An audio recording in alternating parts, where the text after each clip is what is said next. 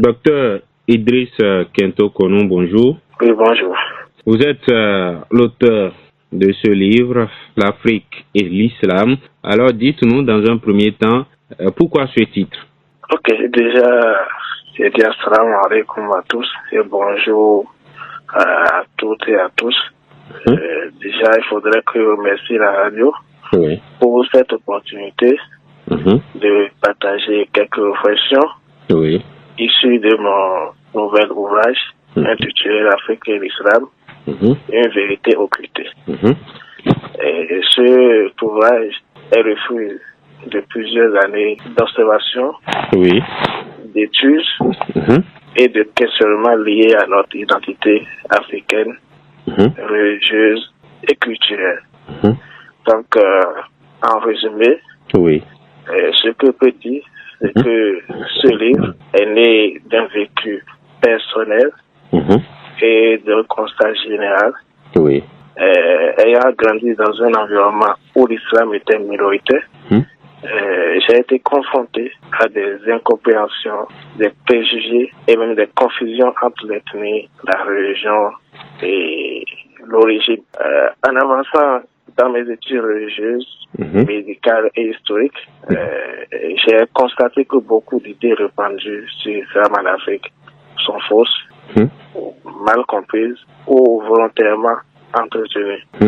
J'ai donc voulu écrire un ouvrage accessible, documenté qui répond sans polémique, mais avec rigueur. Voilà. Alors, quelle est donc la grande vérité que vous cherchez à mettre en lumière? Ok, merci beaucoup pour la question. La vérité centrale, c'est que le monothéisme n'est pas étranger à l'Afrique. C'est ça la vérité centrale. Nos ancêtres, comme tous les peuples, ont reçu des annonciateurs. Et l'islam n'est pas une religion importée de force ou liée à un peuple particulier, mais la continuité d'un monothéisme originel. Le livre est donc accessible à toute personne curieuse d'histoire ou de religion, aux jeunes souvent exposés aux discours panafricains radicaux, les non-musulmans qui souhaitent comprendre l'islam sans préjugés, ou bien même les élèves, étudiants, enseignants et sans de formation. Et même les imams et les éducateurs en ont besoin. Voilà. Alors, dites-nous, quelle idée reçue combattez-vous en priorité? Bon, plusieurs idées très répandues, notamment que l'islam serait la religion des Arabes, que nos ancêtres étaient tous polythéistes, donc ils étaient tous sur la religion, ou bien sûr dans le polythéisme, ils adoraient les idoles. Donc ça c'est la deuxième idée. Il y a aussi l'idée de savoir que l'islam prônerait l'esclavage, la pauvreté ou la paresse. Nous avons aussi l'idée que le panafricanisme moderne serait la voie naturelle de l'Afrique. Le panafricanisme moderne, tel que c'est connu aujourd'hui, se réclame une voie normale, une voie naturelle par laquelle l'Afrique peut connaître sa souveraineté dans tous les domaines, alors qu'il contient beaucoup de contradictions. Voilà quelques idées que nous avons essayé d'aborder dans notre écrit. Voilà. Alors, vous avez donc parlé du panafricanisme. Comment votre livre répond-il aux controverses panafricanistes? Ok, par rapport au panafricanisme, nous avons essayé d'aborder les sujets de plusieurs manières. Sachez que le panafricanisme comporte des détails. Ce n'est pas que nous blâmons le panafricanisme de façon générale. Seulement que il y a aujourd'hui beaucoup de confusion autour.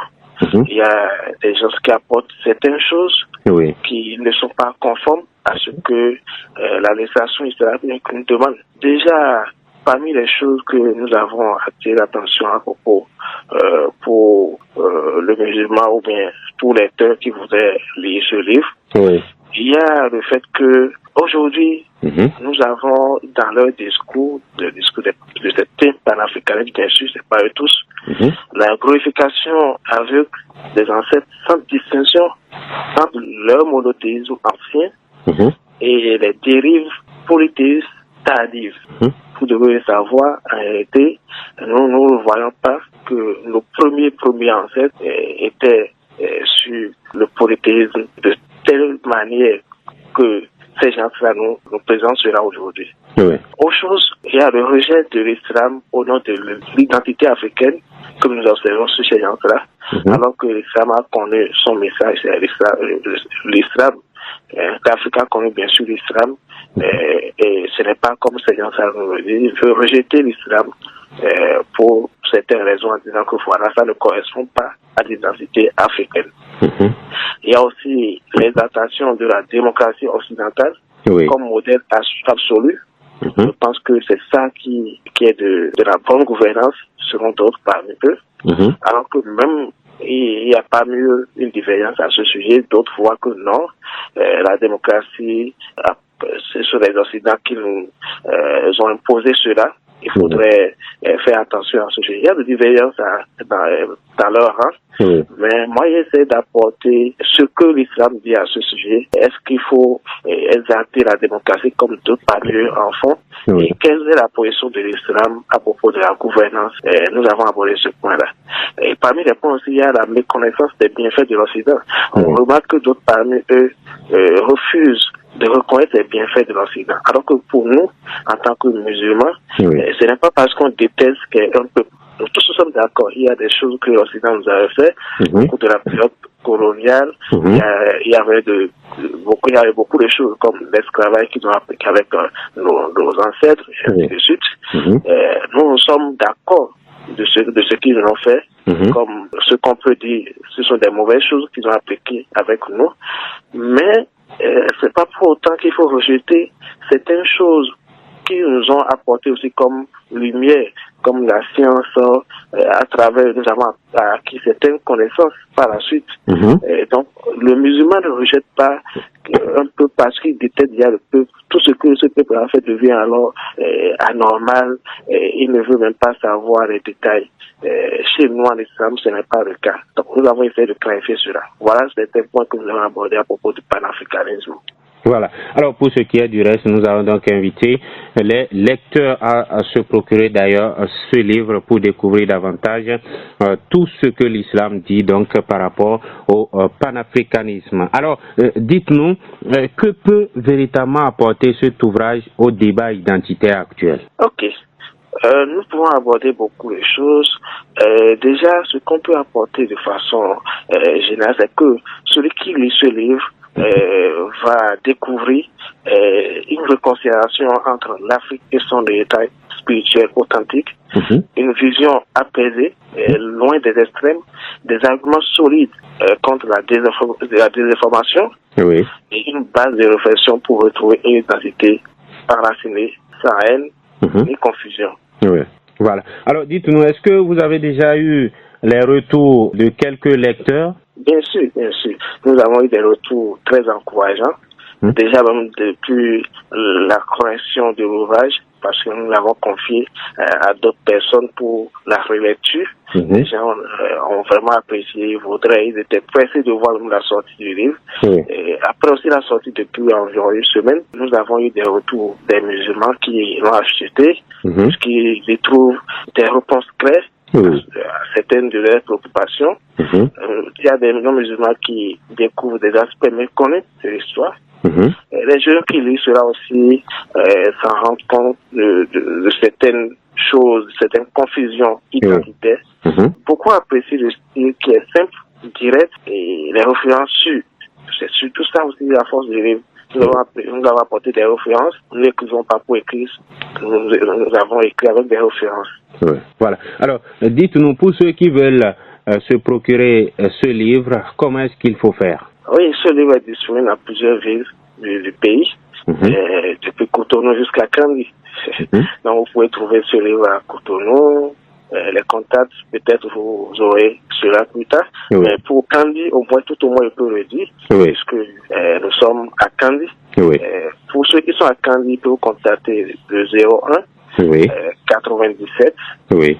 19 11 13 01 Oui. 97 19 11 13. Voilà. Pour ceux qui sont à Kandié dans le département de la Libreville d'ailleurs. Dans le département de la Libreville d'ailleurs. Voilà. Alors, quel est votre message final aux lecteurs et aux populations du Bénin tout entier, du département de la Libreville et puis de la commune de Kandi en particulier? Ok, mon message est simple. Cherchez la vérité, même si elle dérange vos habitudes. C'est un message fort. Nous devons chercher la vérité, même si cette vérité la dérange nos habitudes. Je vous demande de lire, de comparer et de vérifier. Et surtout, ne laissez personne écrire votre histoire à votre place.